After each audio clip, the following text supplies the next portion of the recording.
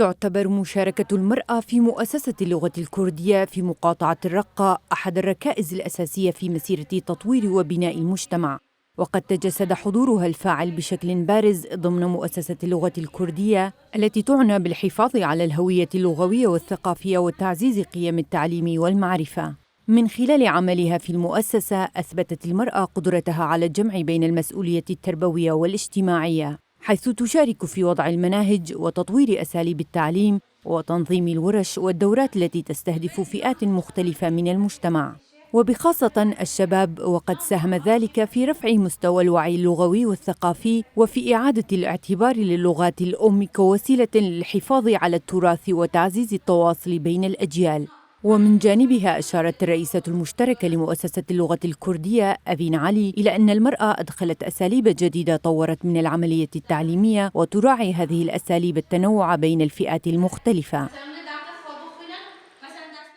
تلعب المرأة دورا مهما في مؤسسة اللغة الأم في الرقة في الحفاظ على دور الهوية وتعزيز الثقافة باعتبارها ركيزة أساسية للتواصل والانتماء المجتمعي،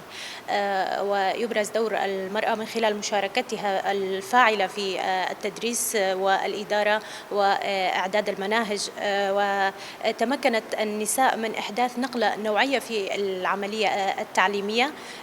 عبر إدخال أساليب تدريس حديثة تراعي الفئات المختلفة.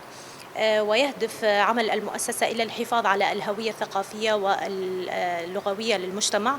من خلال تعليم ونشر اللغة الأم للمكونات، وهذا يظهر في داخل القاعة من تواجد المكون الكردي والعربي معا. أثبتت المرأة في مؤسسة اللغة الكردية بالرقة إنها ليست فقط جزءاً من العملية التعليمية، بل هي شريك أساسي في صياغة مستقبل أكثر وعياً وانفتاحاً عبر دورها الحيوي في حماية اللغة وصون الهوية وبناء جيل متعلم ومتمسك بجذوره.